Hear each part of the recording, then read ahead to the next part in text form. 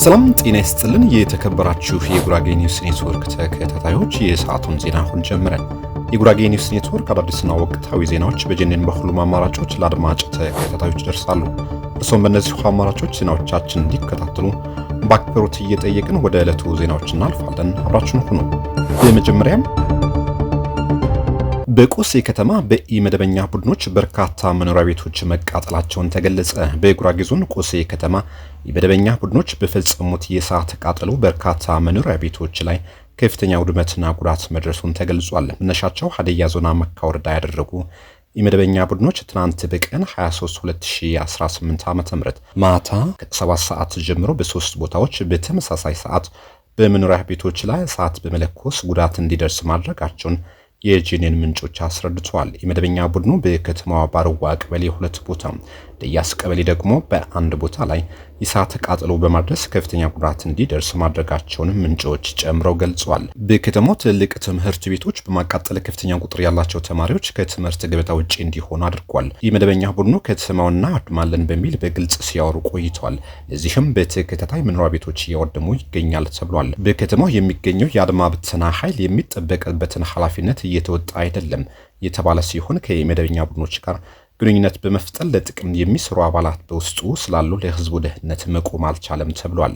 በከተማው ቀደም ሲል በነበሩ ችግሮች የተሳተፉ የጸጥታ አባላት ታስረው ወዲያውኑ መፈታታቸው ሌሎቹ ተመሳሳይ ስህተት እንዲፈጽሙ ያደረጋቸው መሆኑም ተጠቁሟል። በከተማው ያለው የጸጥታ ችግር እየተባባሰ እንጂ እየቀነሰ አለመሆኑና ተከታታይ የንብረትና የመኖሪያ ቤቶች ቃጠሎ በቀጣይም ሊቀጥሉ ይችላሉ የሚል ከፍተኛ ስጋት በህዝቡ ዘንድ መፈጠሩንም ተገልጿል። የክልሉ መንግስት ከቀድሞ ጀምሮ በከተማው ባለው ችግር እጃቸው ያለበት የጸጥታ ኃላፊዎች እንዲያጣራና ተጠያቂ እንዲያደርግም ሲጠየቅ ቆይቷል። የጸጥታ ኃይሉ የህዝብ ደህንነት ለመጠበቅ ከመስራት ይልቅ ወንጀል ሰርተው በህግ እንዲያዙ ትዕዛዝ የተላለፈባቸው ወንጀለኞች ጋር ሳይቀር ግንኙነት በመፍጠር ለከተማው ሰላም ስጋት ጭምር እየሆነ በመሆኑ በትኩረት እንዲታይም ተመላክቷል።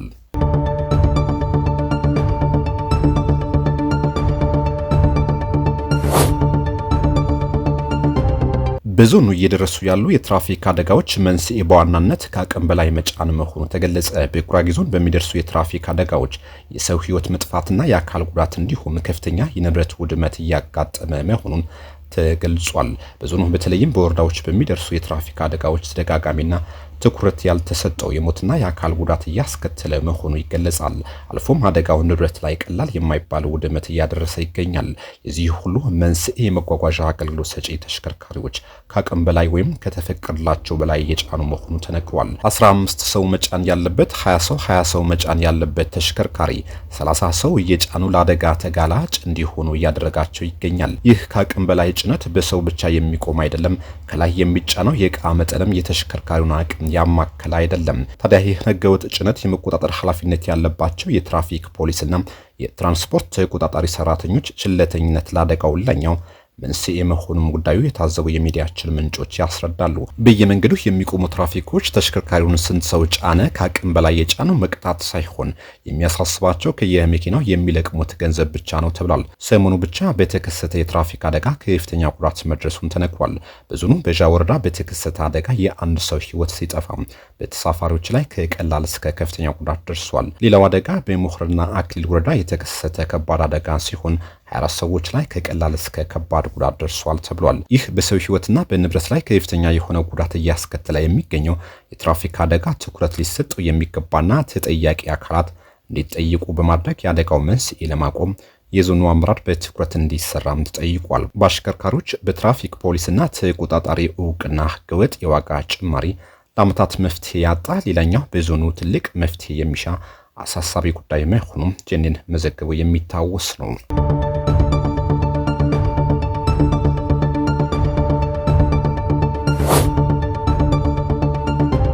አመራሩ ለሚሰጠው የኃላፊነት ቦታ ብቁ የሚያደርጉት አቅምና ልምድ ስለማይኖረው ውጤታማ ስራዎች መስራት እንዳይችል አድርጎታል ተባለ። በማዕከላዊ ኢትዮጵያ ክልል ቁጥራቸው ቀላል የማይባሉ አመራሮች ያለብቃትና ልምድ ለተለያዩ የኃላፊነት ቦታዎች እየታጩ ክልሉ በውጤት ሳይሆን በጉድለት እንዲፈተን እያደረጉት ይገኛል ተብሏል። በክልሉ ያለ ብቃታቸው ለኮታ ብቻ ተብሎ የሚሾሙ ግለሰቦች የትምህርት ደረጃቸው ዝቅተኛ፣ ምንም አይነት ልምድ የሌላቸው ናቸው። በዚህም ክልሉ ማሳካት ያለበት ውጤት እንዳያሳካ አድርጎታል ተብሏል።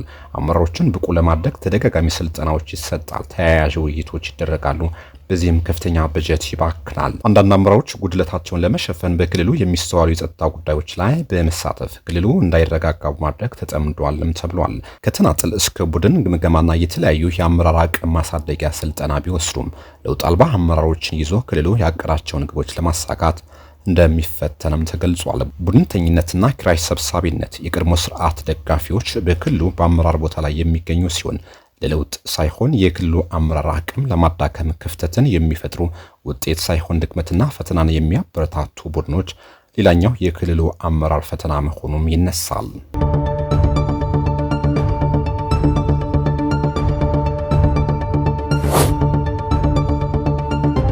ብፁዕ ወቅዱስ አቡነ ማትያስ በዓለም ዙሪያ በክርስቲያኖች ላይ እየደረሰ ያለው ጭቆናና መገለል እያየለ መምጣቱን ገለጹ። የኢትዮጵያ ኦርቶዶክስ ተዋሕዶ ቤተክርስቲያን ፓትርያርክ ብፁዕ ወቅዱስ አቡነ ማትያስ በዓለም ዙሪያ በክርስቲያኖች ላይ የሚፈጸሙ ስደት፣ ግድያና እገታዎችን በመጥቀስ በአሁኑ ወቅት ክርስትና በከፍተኛ ሁኔታ እየተገለለ መሆኑን አስታውቋል። ፓትርያርኩ የገና በዓልና የፈረንጆቹ ዘመን መለወጫ አስመልክተው ባስተላለፉት መልእክታቸው የቴክኖሎጂ እድገትና ቁሳዊ ምቾትን ጨምሮ ዘመናዊ ስልጣኔ ያስመዘገባቸውን ውጤቶች እውቅና ሰጥቷል።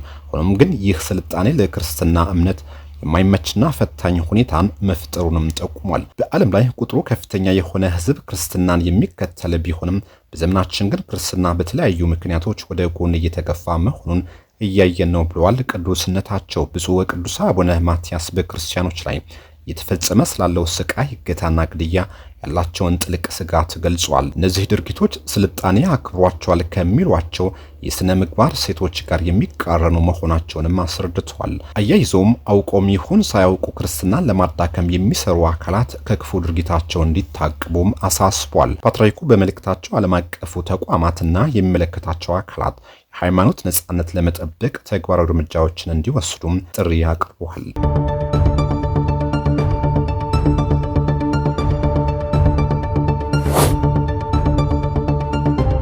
በመዲናዋ የመኖሪያ ቤት እጥረትን ለመቅረፍ በ18 ሳይቶች የቤቶች ግንባታ በከፍተኛ ፍጥነት እየተከናወነ መሆኑ ተገለጸ። በአዲስ አበባ ከተማ እያደገ የመጣውን የመኖሪያ ቤት እጥረት ለመቅረፍ በ18 የተለያዩ የግንባታ ቦታዎች አዳዲስ የቤቶች ግንባታ ስራዎች በከፍተኛ ፍጥነት እየተከናወኑ መሆኑን የከተማዋ ቤቶች ልማትና አስተዳደር ቢሮ አስታውቋል። የቢሮው ምክትል ኃላፊ ኢንጂነር መኮንን ሚጄና የግንባታ ስራው በቤቶች ልማትና አስተዳደር ቢሮ እና በቤቶች ልማት ኮርፖሬሽን አማካኝነት በጋራ እየተመራ መሆኑንም ገልጸዋል። ኃላፊው ቀደም ሲል የነበሩ የቤት ግንባታ ፕሮጀክቶች ከ5 እስከ 8 ዓመታት ይፈጁ እንደነበር አስታውሰው አሁን ግን የሥራ ባህልን በቀየረ መልኩ ተቋራጮችን፣ አማካሪዎችንና የመንግስት ባለሙያዎችን ቀን ከሌሊት እየሰሩ በመሆኑም ግንባታው በፍጥነት እየሄደ መሆኑንም ገልጸዋል።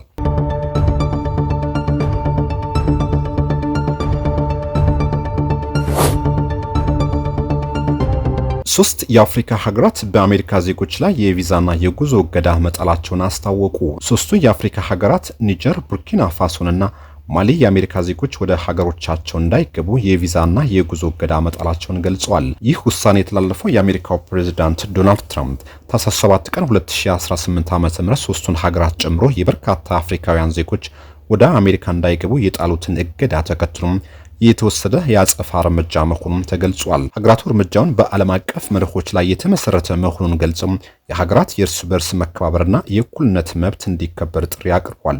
ሶስቱ የምዕራብ አፍሪካ ሀገራት በወታደራዊ መፈንቅለ መንግስት ወደ ስልጣን በመጡ መሪዎች የሚመሩ ናቸው። አሜሪካ ከ40 በላይ በሆኑ የአፍሪካ ሀገራት ዜጎች ላይ የጣለችውን የቪዛ እገዳ ከታህሳስ 23 2018 ዓ.ም ጀምሮ ተግባራዊ መሆን መጀመሩን ይታወቃል።